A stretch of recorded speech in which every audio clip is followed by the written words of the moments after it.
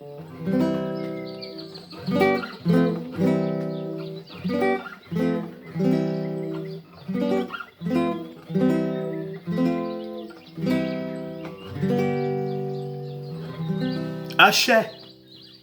Ashe, and grand rising once again to you all my very beautiful people. Yes, you my highly enriched melanin people. You the Earth's original and organic humans, aka my fellow Africans. It is I, the Mystic Philosopher. And yes, it is evident that I'm still here with you on this side of reality another time. And welcome back to the Mystic Peace talking again on the 15 Minutes with I, the Mystic Philosopher. Now, the main topic of this series of talks, as you already know, is stress on the mind, or more correctly, the impact that this thing called stress has on the thing that we humans call mind. And that, from the Mystic Philosopher's perspective, the solution to this problem, this disease called stress, can or it may be found in and by an understanding, and overstanding the want equation, which is namely, which is stated as want is equal to money equals stress, which is equal to unhappiness. And also by putting into practice the knowledge that can be gained from this profound equation. And the quote that I've been using to make and illustrate my point is from the Adamic Race History book in accordance to the 23rd Psalm. And verse 1 states, "The Lord is my shepherd, I shall not want." Now, so hopefully by now, my melanin people, you both know, understand, overstand, and have accepted the fact, no, not the belief, but the fact that words are powerful, and by extension that language is powerful, and that the power of words, their signs and their symbols, etc., cannot, and that they should not be taken lightly, they should not be taken by us lightly, or they should not be taken by us for granted, they should not be taken for granted, none at all, but much, much more on that point. And these things shortly. Stay tuned. Hopefully by now, my melanin people, you both know, understand, and overstand, and have accepted the fact that due to circumstances beyond our immediate control, we do not have our natural native earthly human words and language. No, we do not have our own ancestral words, our own ancestral mother tongue, and our own ancestral language and languages. Consequently, we have no alternative but to be using and speaking with our lords, with our conquerors, with our slave masters and slave mistresses, with our enemies' words and their language and languages. Compounded that with the fact that we were and that we are deceived and forced to be practicing our enemies' religions.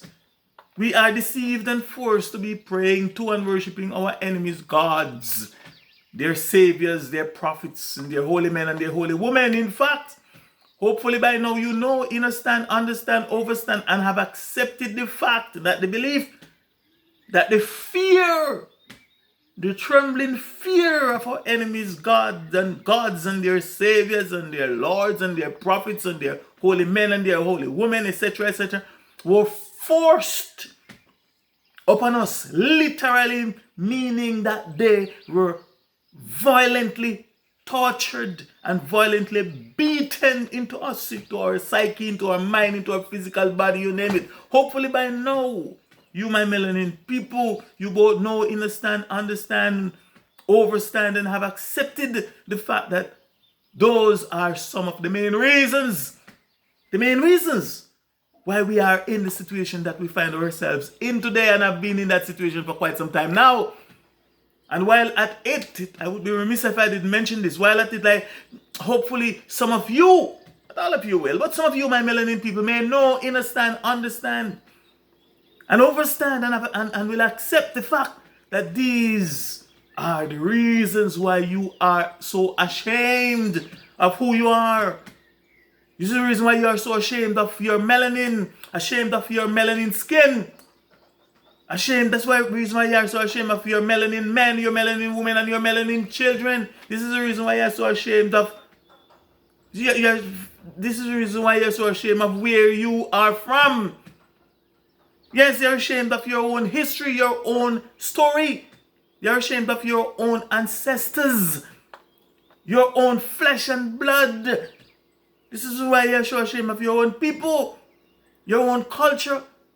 This is the reason why you're so ashamed of your own traditions, your own religious, your own spiritual and metaphysical systems and practices, etc. This is why you're so ashamed of anything that look like us. This is why some of you cops out there beat and murder us. Yes, because of these things, you don't even know. And above all, this is the reason why. These are the reasons why you're so ashamed. Some of you may come to the knowledge and understand why you're so ashamed of our own ancestral God and gods. When we talk about ancestors, when I talk about ancestors to people that are considered to be intelligent and learned people, they literally tremble and fear. They don't want to hear that we have ancestors and ancestors God that we are from somewhere. They identify everything with the Caucasoid mountain and the Caucasoid people and our enemies. But much more on that at another time. They're proud to speak their language. They're proud to worship their God. They're proud to dress like them, look like them, you name it. But that is for another topic. Hopefully, by now, you, my melanin people, will know, understand, and overstand, and have accepted the fact that the secrets of a race of people, and needless to say, the secrets of our enemies are encoded and concealed in their words and in their language and languages. And by secrets, I mean their every secret. The political secrets, the financial secrets, the economical secrets or economic secrets, whichever is correct. The military secrets, the spiritual, metaphysical, and survival secrets. Their strength and their weaknesses, secrets. Secrets for conquering, overthrowing. Their intelligence secrets for conquering, overthrowing, governing, and controlling their enemies and other people. You name it or you name them, and they are hidden, coded, encoded, and concealed in their words and in their language and languages. And the more you know, or the more we know about a people's words and a people's languages, the more you know, or the more we'll know about them. And the more they know about ours, is the more they know about us. Hopefully by now, you, my melanin people, will know, understand, and understand, and have accepted the fact that because we do not know our own ancestral words and our own ancestral language and languages, therefore, we do not know or have at our disposal, or our immediate disposal, our own ancestral secrets. And because we are not speaking and using our own ancestral words and our own ancestral language, we are not in direct communion or in direct communication with our own source. I will have to explain that at another time even deeper. With our own source, with our own ancestral God, with our own ancestral gods and spirits and ancestors, etc., etc. And at the very least, because our ancestors' words and languages and language are not activated within us, meaning they are suppressed, dormant, within our spirit, within our memory and DNA.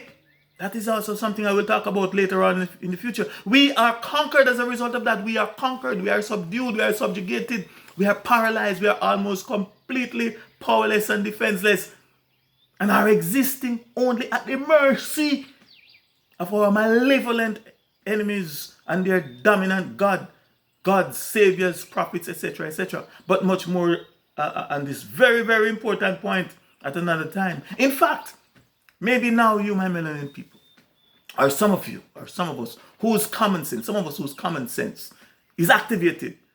Because if you notice, I say common sense is activated. Because we all have common sense, but for most of us it's dormant, it's inactive, right? So if it's activated, no doubt some of us may know that that is the reason why we can only beseech, pray, humiliate ourselves, pity ourselves, and beg, bow down, beg, roll and groan and all anything like dogs.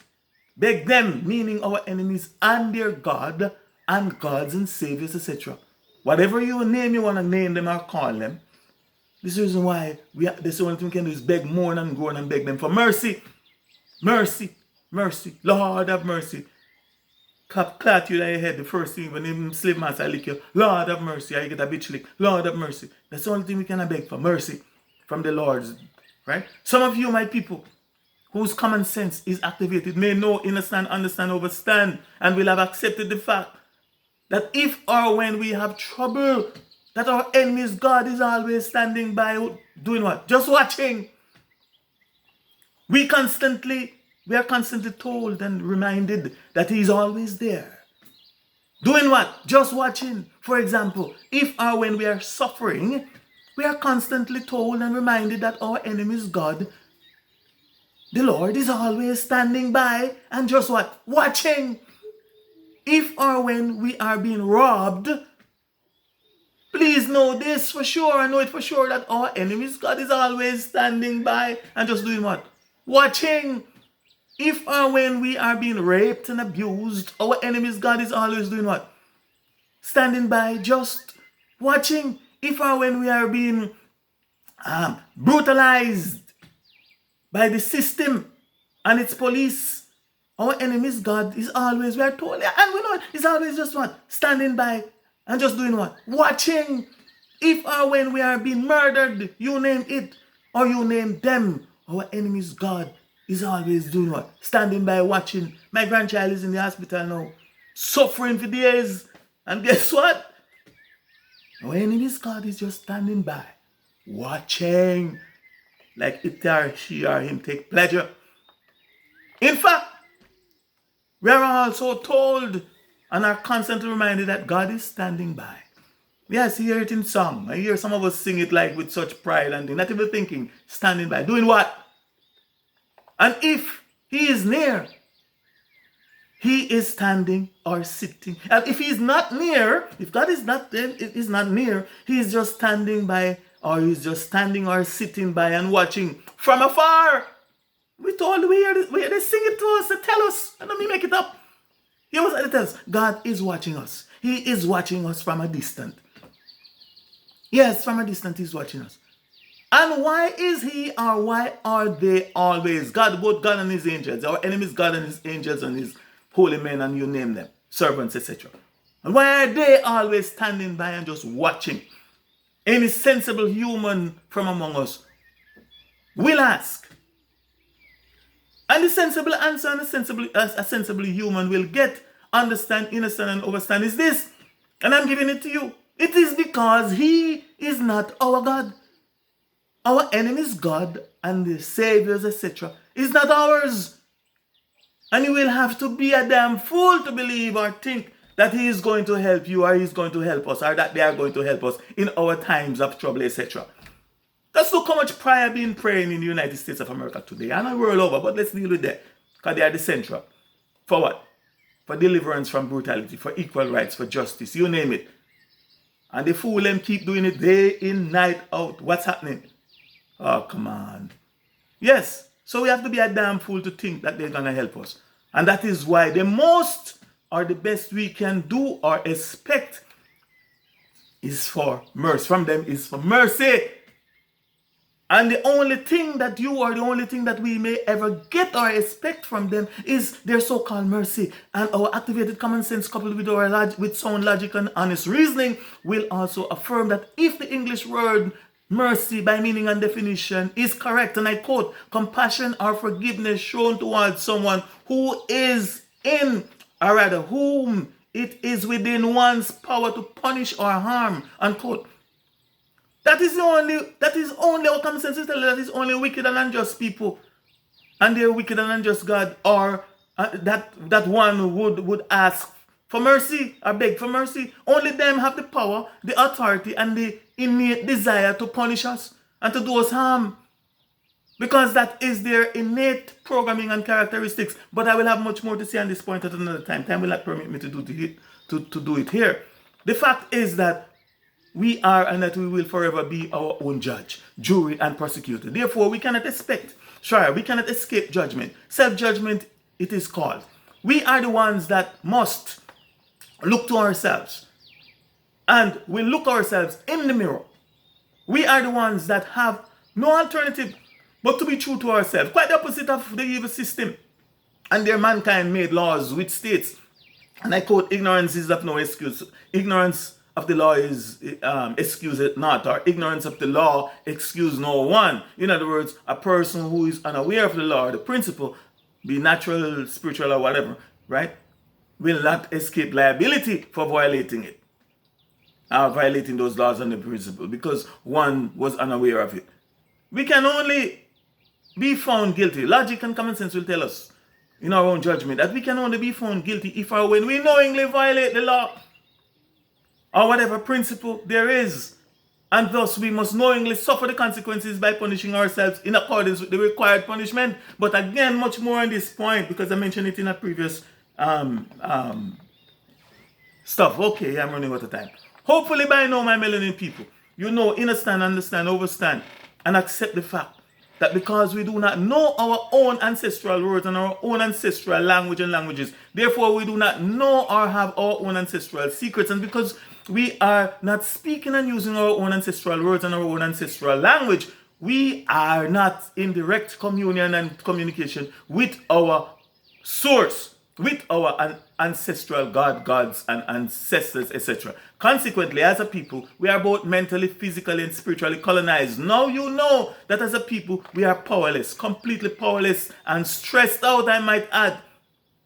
We cannot use our enemy's words to command or speak and bring anything to pass. We cannot use our enemy's words and command manure, you know, the other word for manure, unless we receive power and permission from our enemies themselves and their gods to do so. And no doubt some of you that do not yet get it will be asking the question, what does all this has to do with stress and the want equation? And my answer is everything.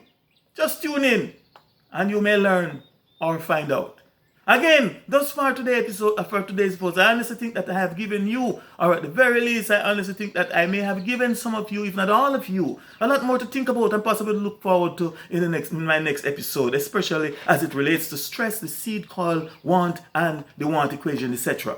And so in the interest of time, I think I just have to pause or stop here for today and ask that you please join me if or when next I'm talking again, possibly in episode 51, where and when I will be talking and sharing with you my perspectives on this magical, mystical, and metaphysical aspect, on the magical, mystical, and metaphysical aspect of the word want, and the command and the commandment, you shall not want. For I shall not want, you shall not want, we shall not want, and nor should we be found wanting. In the meantime and between time, my melanin people, let me again remind you, my people, that yesterday is history, too is dead and gone, no more to come back. But tomorrow it's a mystery. It too may never come, but today is a gift, which is why it is called the present day. And I hereby implore you and to live for today, and by live I mean to claim your natural birthright. And just in case you might have forgotten what your natural birthright is, it's your happiness. So full joy today, and let's hope for tomorrow, for it too may never come, for neither for you nor for I.